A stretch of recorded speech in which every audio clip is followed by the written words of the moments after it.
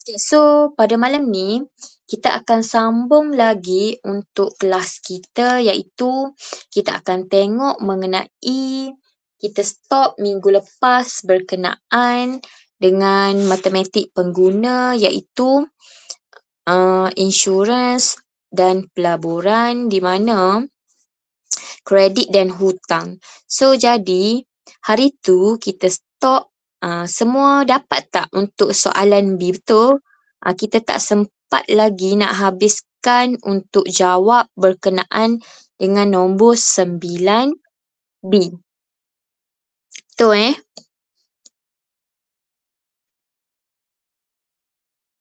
Betul tak? So kita tengok balik, semua dapat tak untuk kita nak cari yang Puan Syamili dengan Encik Azhar. Cikgu ulang baliklah untuk soalan B ni.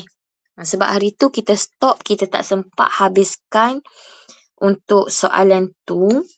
Kita tengok pada awal suatu tahun, Puan Syamili menyimpan 25,000 dalam akaun simpanan dengan kadar 3.5% setahun dan pengkompaunan setiap 3 bulan. Manakala Encik Azhar menyimpan sejumlah wang yang sama dengan kadar 3.5% dan dikompaun setiap setengah tahun. Hitung jumlah faedah yang diterima oleh Puan Syamili dan jumlah faedah yang diterima Encik Azhar selepas setahun. So dia nak jumlah faedah. So dekat sini hari tu kita dah cari berkenaan dengan Puan Syamili, di mana P ni apa? P ni adalah jumlah yang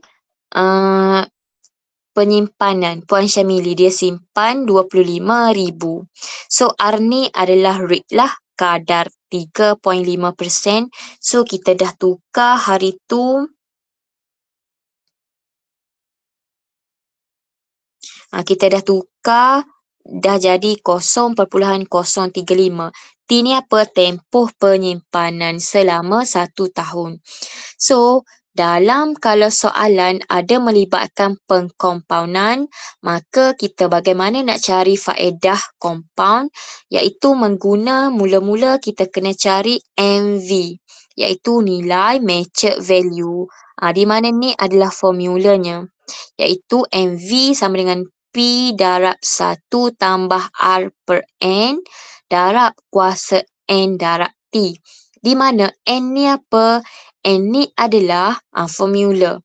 Ni adalah simbol baru yang buat belajar, di mana N ialah bilangan berapa kali dia kena compound dalam 1 tahun.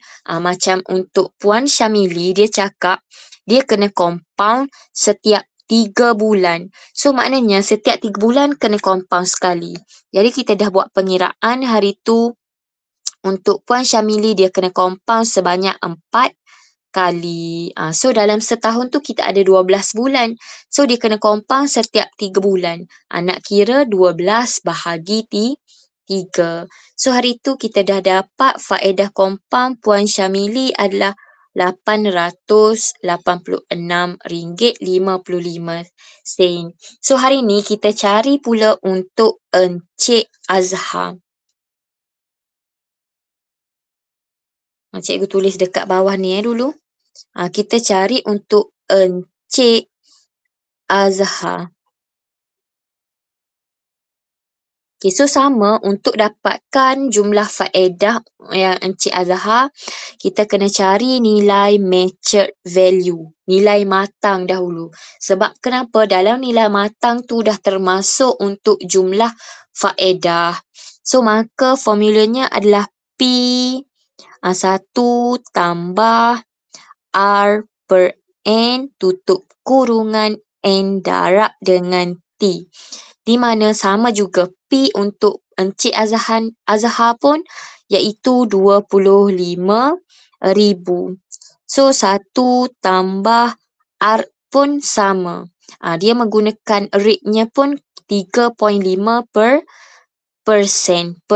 So maka kita tukarlah, dah jadi 0.035. Per N. N ni kita tengok balik untuk Encik Azhar, N-nya berapa? Dia bagi tahu Encik Azhar ni di compound setiap setengah tahun. Maksud setengah tahun ni apa? Setengah tahun bahagi dua, betul tak? Dalam setahun 12 bulan. So kalau bahagi dua, maksudnya setiap 6 bulan. So setiap 6 bulan kena compound sekali. So and then 6 bulan pula. So maka untuk N Encik Azhar adalah berapa? Dua lah. Maka 12 bahagi dengan 6 kita dapat 2. So maka N Encik Azhar ni adalah 2. Tutup kurungan N2 darab T1. So cuba tekan kalkulator, awak akan dapat berapa? RM 25,882 65 sen. 20 RM 25,000 RM882.65 sen. 822 ringgit. Ajak nanti cikgu tengok. Cuba tulis dekat in-call message.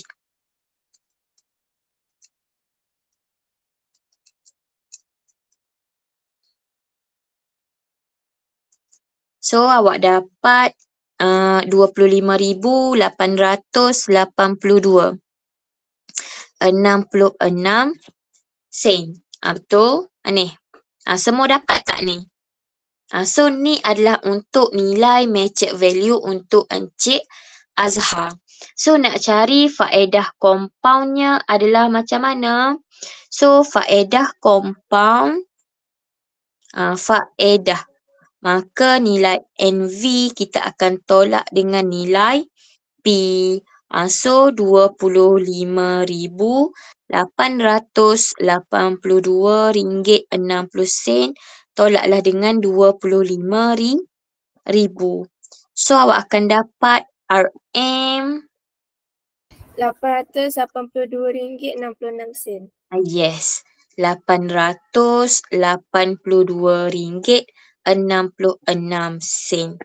So ni adalah faedah yang Puan Syamili dapat dan Encik Azhar dapat. Sekejap cikgu highlightkan. So kalau awak tengok perbezaan, nampak nilai yang kecil. Alah cikgu, sikit je perbezaan. So kalau awak tengok Puan Syamili, faedah yang dia dapat dalam masa setahun iaitu RM886. Manakala kalau Encik Azhar 882.66 sen. So ni kalau kita tengok apa kesan, tengok kita jawab kepada next question. Nyatakan kesan kepada jumlah faedah jika kadar perkompoundan dalam setahun meningkat. Cuba awak tengok perbezaan antara Puan Syamili dengan Encik Azhar. Apa je perbezaan? Iaitu bilangan pengkompoundan sahaja. Kalau kita tengok P dengan R dengan T-nya sama je nilai.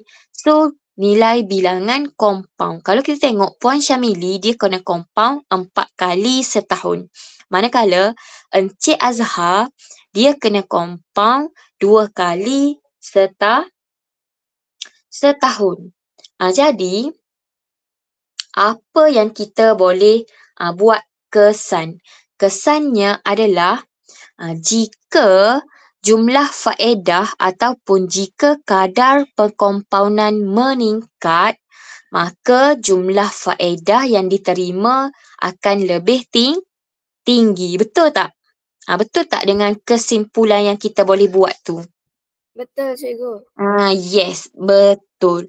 Kalau awak tengok, jika bilangan, jika kadar ataupun bilangan compound tinggi, tengok kalau kita tengok Puan Syamili 4 kali, dia dapat 886.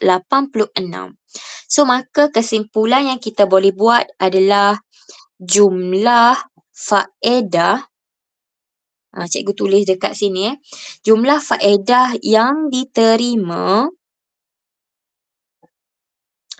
akan lebih tinggi jika kadar pengkompaunan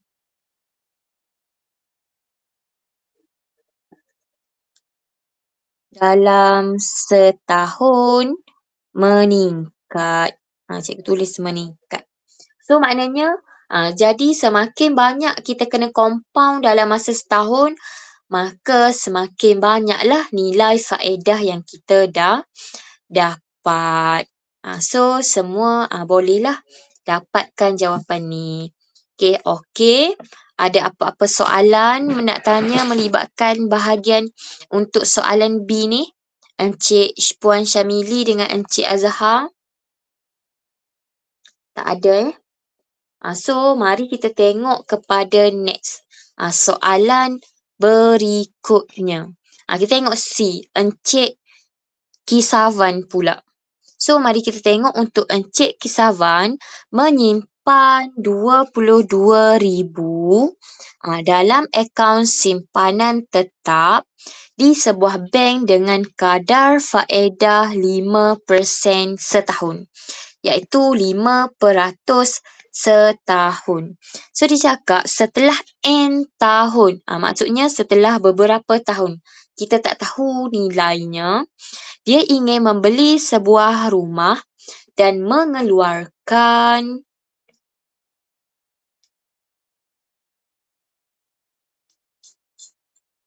dan mengeluarkan 27,200 wang dalam akaunnya untuk membayar deposit. Dia nak bayar deposit. Boleh. Dan tengok, selepas pengeluaran itu ialah baki dia 1,400 dalam akaun. So hitung nilai N. N tu apa? Tahun. Macam mana kita nak cari? Cikgu padam yang Encik Azhar.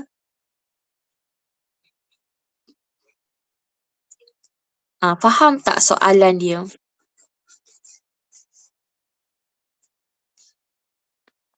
Okey. So dekat sini kita kena tahu bahawa Encik Kasivan menyimpan 22,000. So RM 22,000 ni ialah apa?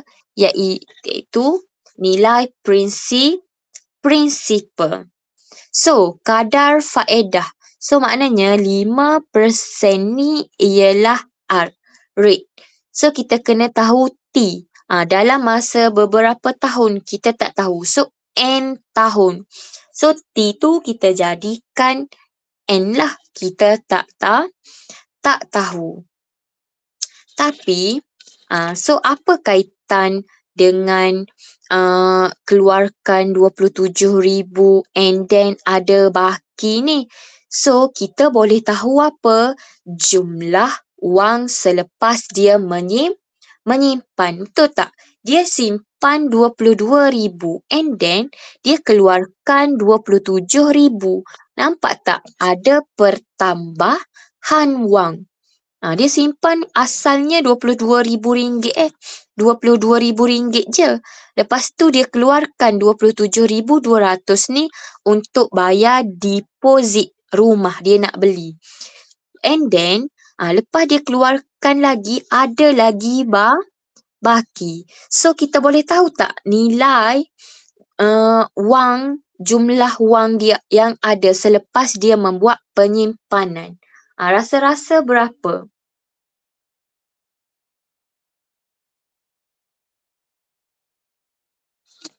Siapa tahu? So sekarang kita boleh tahu jumlah wang, betul tak? Selepas N tahun, jumlah wang dia tu dah meningkat sebanyak berapa? So awak tambahlah, maknanya RM 27,200 tambah dengan 1,400. So, maka kita akan dapat berapa? 27,200 tambah 1,400. So, kita akan dapat RM 28,600. Kalau kita tengok selepas N tahun, wangnya dah meningkat, dah jadi 2,800. So, nak dapatkan N tahun, kita kena tahu apa dulu? Nak guna formula mana? Nak cari T. Adakah dia mention pengkompaunan? Tak ada. Maka kita nak cari T ni menggunakan I sama dengan PR RT. So, I ni apa? Faedah, interest. So, kita boleh tak tahu dekat sini ada tak dia bagi cakap dia dapat faedah berapa-berapa. Macam mana dengan maklumat yang cikgu dah letak dekat sini, kita nak dapat faedah. Berapa faedah rasa-rasa? Faedah yang dia dapat.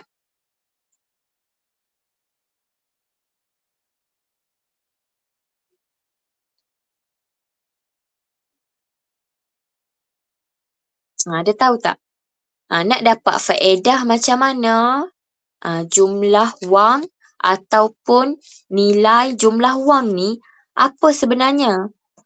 Nilai matang. Nampak tak? Nilai matang ni dah termasuk apa? Dah termasuk faedah. Maka nak cari faedah awak tolak sahaja. Iaitu 28,600 tolaklah dengan dia simpan 22,000. So, maka awak akan dapat faedah. I sama dengan 28,600 tolak 22,000.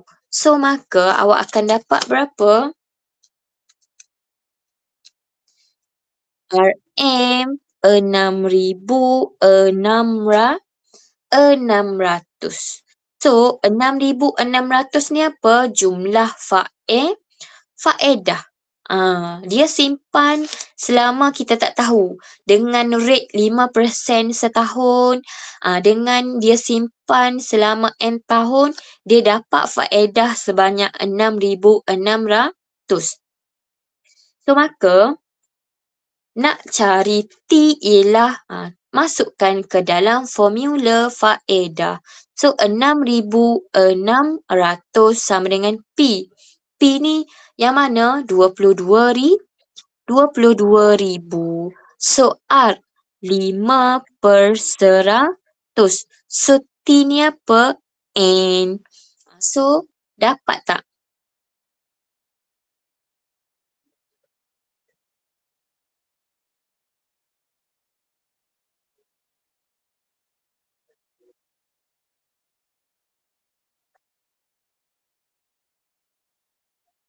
Faham ke?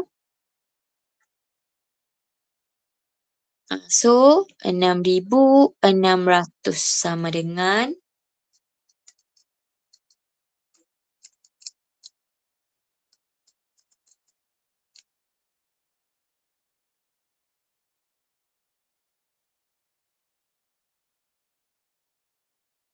N sama dengan per 1/1. So, N awak akan dapat 6. Iaitu 6 dalam tahun lah. So, tengok. Tempoh dia menyimpan adalah sebanyak 6 tahun. So, bila dia menyimpan sebanyak 6 tahun, so maka dia dapat faedah sebanyak 6,600. Faham ke? Ke ada soalan? Ada tak faham ke melibatkan soalan macam ni?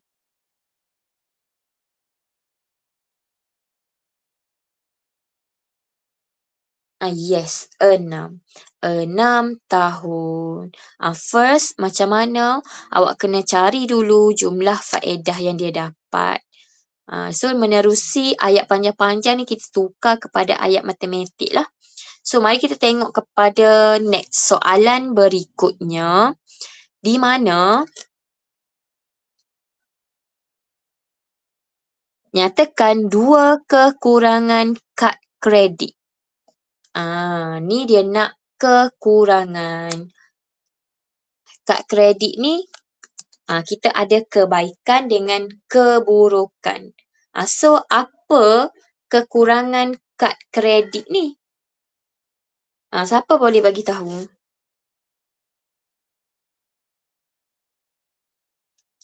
Yang pertama adalah dibebankan dengan cas-cas kewangan. yes. Tu salah satu, dibebankan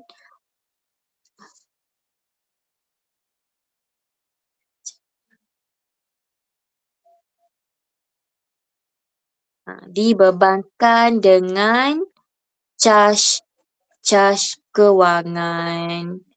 Dia ada cas yang dikenakan lah. Kalau awak buat kad kredit, dia akan dibebankan dengan cas. Casnya adalah antaranya cas untuk faedah. Untuk kad kredit awak kena tahu berapa yang awak kena bayar. So next, lagi apa kekurangan untuk kad kredit? Boleh menyebabkan hutang. Yes, boleh menyebabkan hutang. Lagi? Berbelanja lebih daripada sepatutnya. Berbelanja daripada lebih sepatutnya. Kita akan mengalami boros lah. Okey, so cikgu bagi, kita tengok. Berbelanja lebih daripada sepatutnya. And then, lagi sesetengah kedai ni ada guna tak? Awak rasa semua kedai adakah penggunaan kad kredit? Takkan. Contohnya kedai runcit. Ada kedai runcit yang tak menggunakan kad kredit. So, sesetengah kedai tidak menerima pembayaran melalui kad kredit.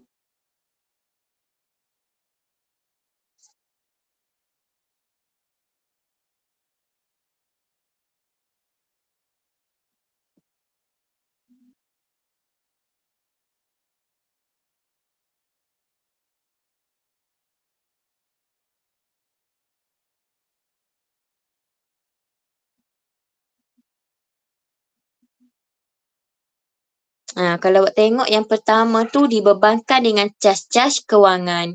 Contohnya dalam kad kredit ni kita ada yuran tahunan, and then cas kewangan ni contoh macam faedah, dan kalau awak lewat bayar kad kredit, maksudnya awak lewat bayar hutang, awak akan dikenakan cas, betul tak? Cas lewat bayar, cas minimum.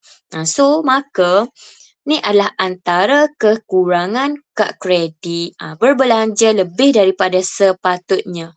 Senang je sekarang, paywave je cikgu. Nak beli baju tu, paywave. Tak ingat pun, nak beli baju ni, paywave.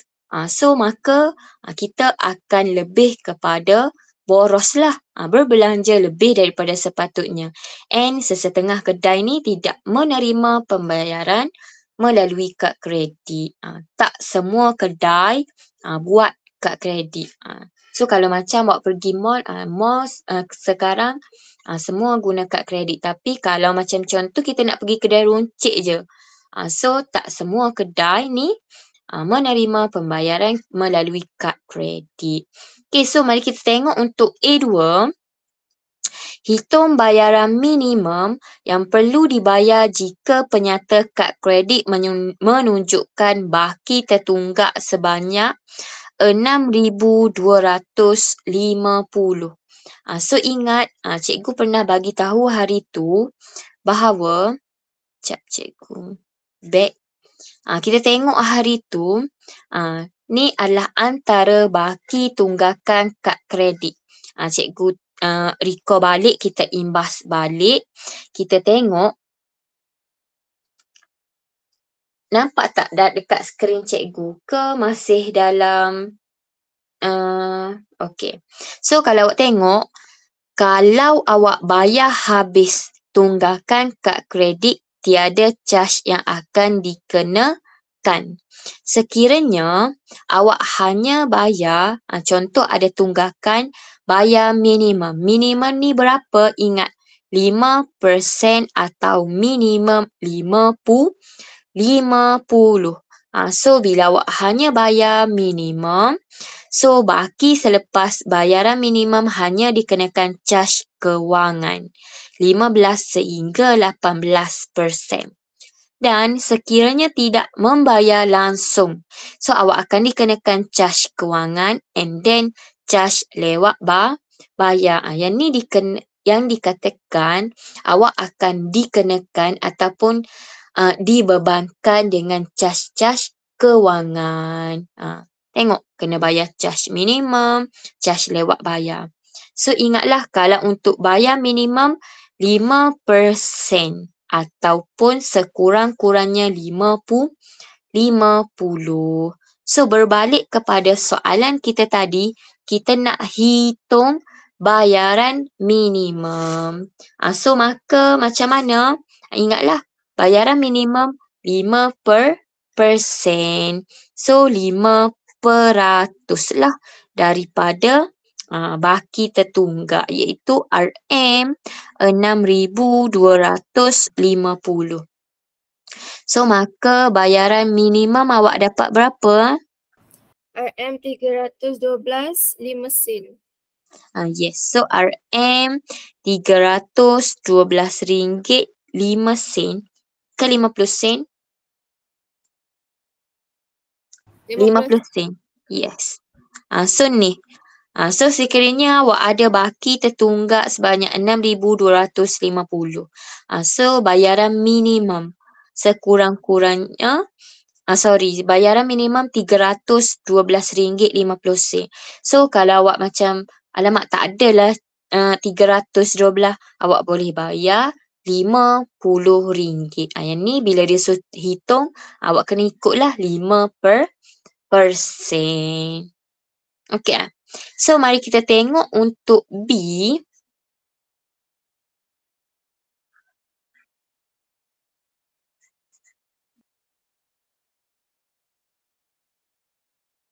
Okey.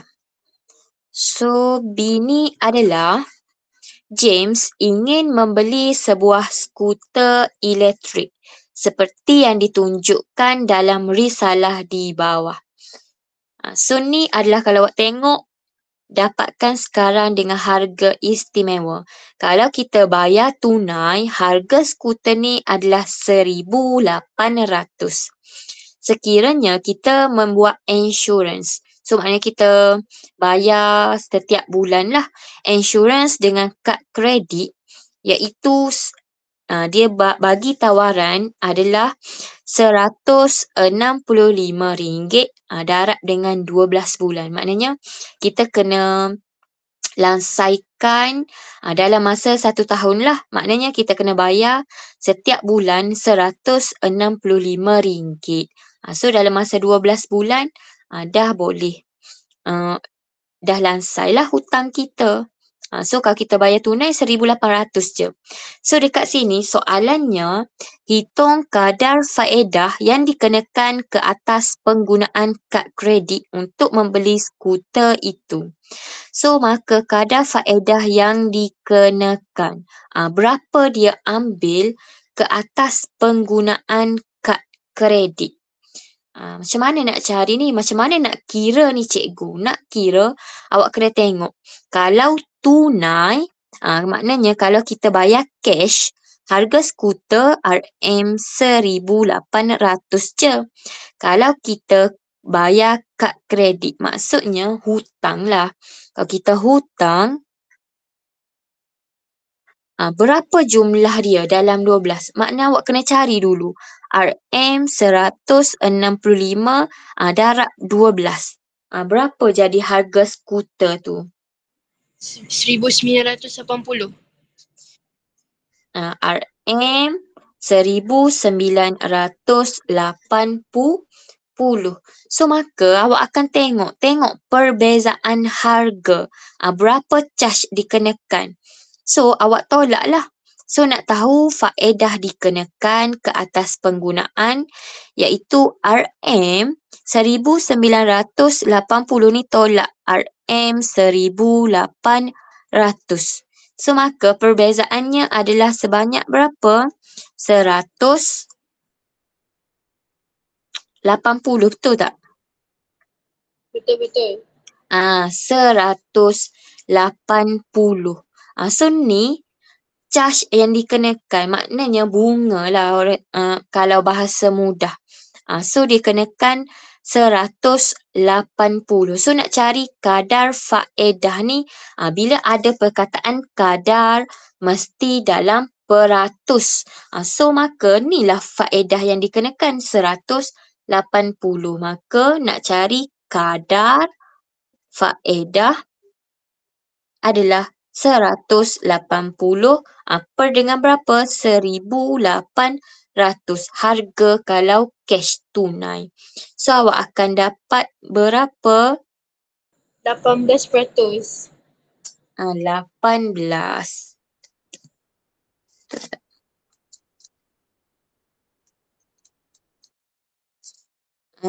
Bukan 18%, tengok tak? Cuba awak bahagi 180 bahagi 18 per 180 ni.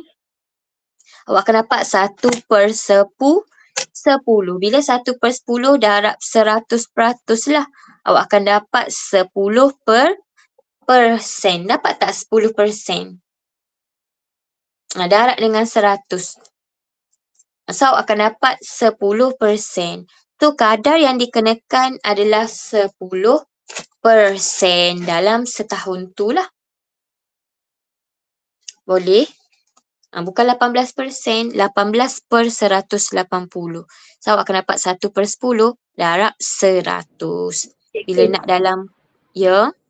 Kenapa 100/10? Sebab 18 tu sama ke? Awak tengok 18 180. 18/180, betul tak? Awak akan dapat 1/10. Kalau kita potong. Boleh? Ni lah awak tengok. Kadar faedah sama dengan 180. Kita bahagi dengan harga tunai 1,800. So bila potong kosong, awak akan dapat 18/180.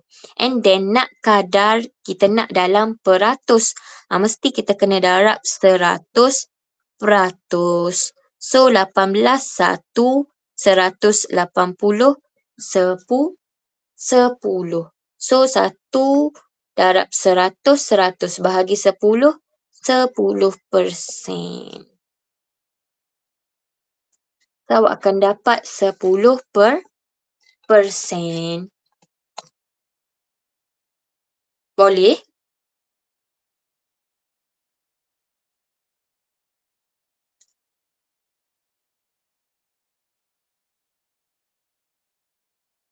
Okey. So, mari kita tengok kepada soalan berikutnya. Nombor 11A. Kita tengok dahulu 11A. Yang ni lepas ni kita try jawab. Kita try jawab 11A dahulu. Ni melibatkan hitung insurans bulanan yang perlu dibayar berdasarkan maklumat pinjaman berikut. So, prinsipal adalah RM60,000. Maksudnya, dekat sini dia pinjam sebanyak RM60,000. Kadar faedah dikenakan adalah 3.4% setahun. Maknanya kenaikan. Bila dalam awak kena faham dalam ni bukan lagi untuk bahagian faedah yang kita simpan. Contoh, dalam penyimpanan, maksud faedah tu yang awak akan dapat. Dekat sini, kadar faedah dekat sini adalah yang akan dikenakan. Maksudnya charge terhadap awak. Penambahan charge.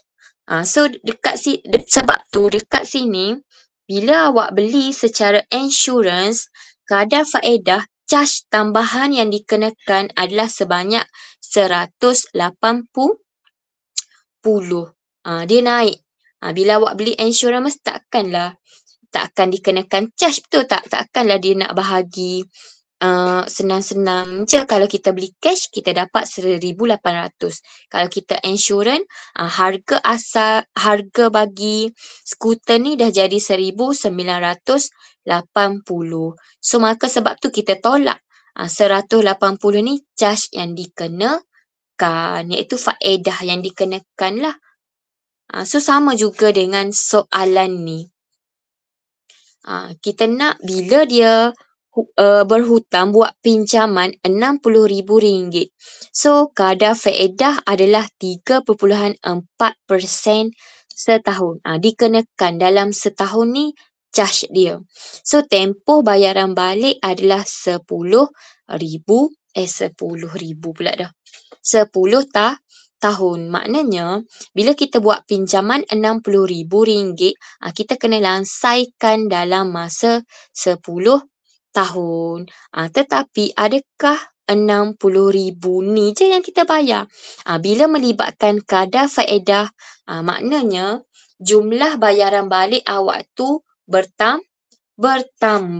Bukan RM60,000 ni awak kena bayar. Mesti ada campur sekali dengan kadar faedah. Sebab tu awak ada formula jumlah bayaran balik. So jumlah bayaran balik atau simbolnya adalah A, iaitu P plus PRT. P ni apa? Principal. PRT ni apa? Faedah. Jadi, kalau kita nak hitung insurans bulanan, yang perlu dibayar berdasarkan maklumat pinjaman. Dalam masa 10 tahun, kita kena lansaikan pinjaman ni. Tapi kita nak bayar secara insurans bulanan. So, maka awak kena tahu iaitu jumlah bayaran balik. So, bila jumlah bayaran balik iaitu prinsipal kita campur dengan faedah tu lah. Faedah berapa dalam 10 tahun. Dalam masa 10 tahun tu berapa faedah dikenakan? Charge yang awak kenakan. So maka kena carilah dahulu jumlah bayaran balik. So RM60,000 campur. Awak kena ingat PRT ni apa? Iaitu I lah. So I ni faedah. So RM60,000 darab dengan R. R ni adalah 3.4%. So T 10 tahun. So berapa jumlah bayaran balik? Cuba try tekan kalkulator. Awak dapat RM 8,400. 8,400 ke? 80,400. 80,400. So RM 80,400. So ni adalah jumlah bayaran balik yang awak kena bayar dalam masa 10 tahun. So maka nak tahu faedah yang dikenakan sepanjang 10 tahun tu, awak tolaklah 80,400 tolak 60,000. Berapa? So, dua faedah yang dikenakan terhadap kita adalah 20,400 lah, betul tak? Awak tolak lah. Tolak je. Tu faedah. Banyak, betul tak? Semakin panjang, tinggi kadar faedah, semakin tinggilah jumlah bayaran balik. So, sekarang kita nak cari insurans bulanan. So, untuk insurans bulanan mestilah setiap bulan. So, kita kena buat apa? Jumlah bayaran balik bahagilah dalam masa 10 tahun. Tapi ingat, bulanan ni tiap bulan. So, maka 10 tahun kita darab 12. Faham kenapa darab 12? Sebab apa? 1 tahun bersamaan dengan 12 bulan. So, 10 tahun kita darablah 12 bulan. Sebab kita nak insurans bulanan. Andai kata, kalau dia nak insurans tahunan, maksudnya dia nak bayar dalam segi setiap tahun. 1 tahun nak bayar sekaligus. Just perlu awak bahagi 10 je lah. Bahagi 10 tahun je. Awak akan dapat untuk setiap setahun. Insurans setiap setahun. Tetapi dia nak bulanan. Maka kita darab 12. So maka awak akan dapat berapa? Insurans bulanan. RM670. Yes. So, insurans bulanan awak adalah RM670. Ni adalah setiap bulan yang awak perlu bayar. Ni contohlah, prinsipal ni adalah contoh harga sebuah kereta yang awak nak beli. So, kadar faedah interest bank tu buat 3.4%. So, tempoh awak nak bayar balik yang awak beli kereta 60,000 awak pinjam dengan bank dalam masa 10 tahun. Ibarat macam awak buat loan kereta lah. So, loan kereta 670 setiap bulan. Macam ni lah kaedah-kaedah yang kita buat pengiraan untuk bayar setiap bulan kereta. Ni salah satu kepentingan yang awak belajar pasal kredit dan hutang ni. Kalau awak fikir kenapa perlu kita kira cari tahu pasal-pasal ni. Ni adalah salah satu kebaikan yang awak belajar, awak tahu bila awak dah meningkat dewasa, awak dah bekerja ke, awak nak beli kereta, nak buat loan. Ni lah buat pengiraan, kita buat pengiraan. Ni salah satunya. Ni lah cikgu bagi tahu. So, dah pukul 9 nanti cikgu stop dekat sini lah. So, minggu depan kemungkinan kita akan habiskan bab ni. So, kalau kita sempat habis, kita akan masuk kepada lukisan berskala. So, kalau awak free, awak boleh buat dahulu untuk soalan ni lah. Cuba buat C, baru boleh jawab C. Kalau faham berkenaan 11A, baru boleh jawab C ke atas and then 11B, 11C. Cikgu tinggalkan sebagai homework. Kerja rumah. Cuba siapkan. So, kita jumpa pada minggu hadapan di waktu yang sama dan hari yang sama. So, Assalamualaikum dan terima kasih atas kerjasama yang diberikan. Kita jumpa pada minggu hadapan.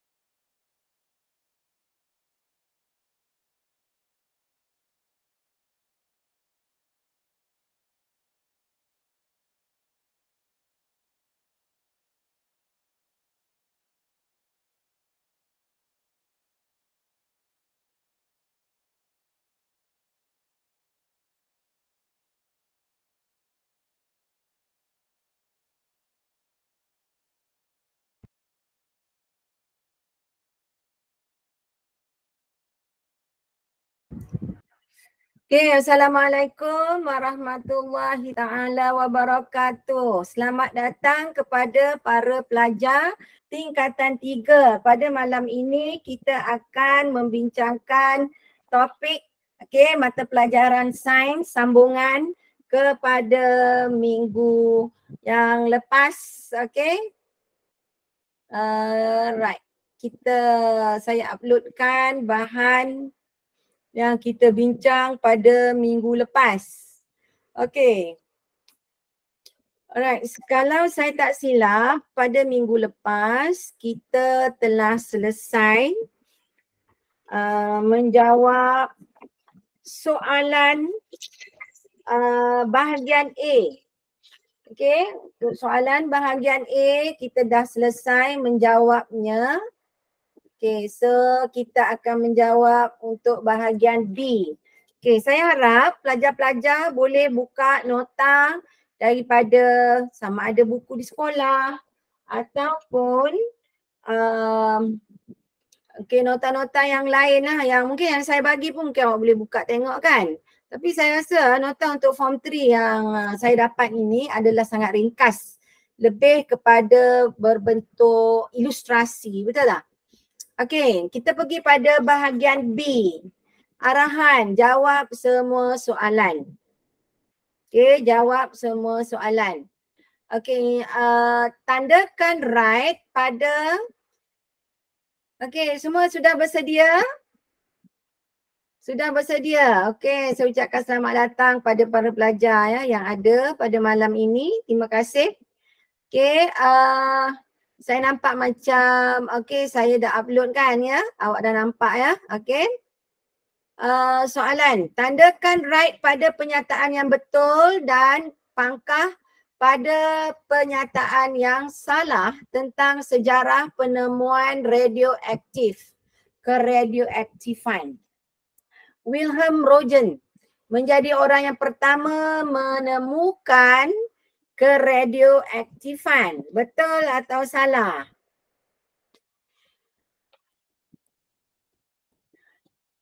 Wilhelm Röntgen menjadi orang yang pertama menemukan radioaktif. Betul ataupun salah? Okey, kita pergi ke Salah. apa dia? Salah. Very good. Jawapan anda betul ya.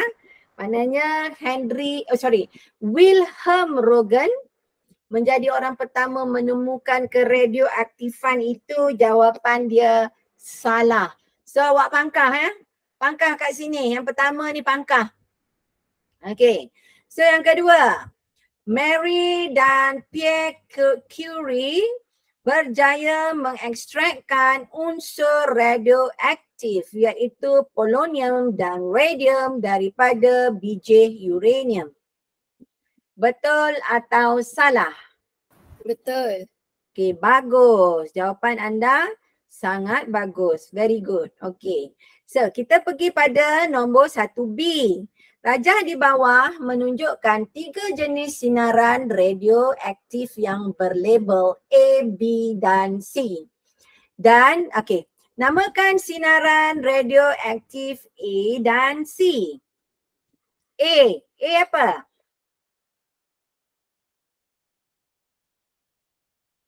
A adalah sinar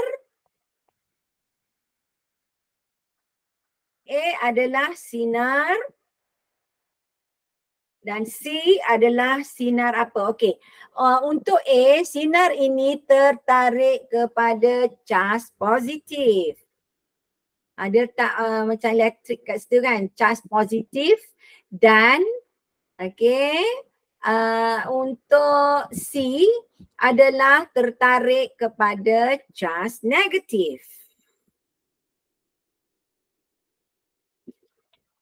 A proton. Oh, A proton? Mana ada proton? Dia ada 3 je. Saya tak boleh nak sebut. Okey, tak apalah, saya sebutlah. Alpha, beta dan apa lagi satu? Gamma. Alpha, beta dan gamma. Cek balik. Nota, cek nota, alfa, beta dan gamma. Betul tak? Wah, betul ke tak? Cek balik nota kamu. Okey, A tu sinar apa? Alfa, beta.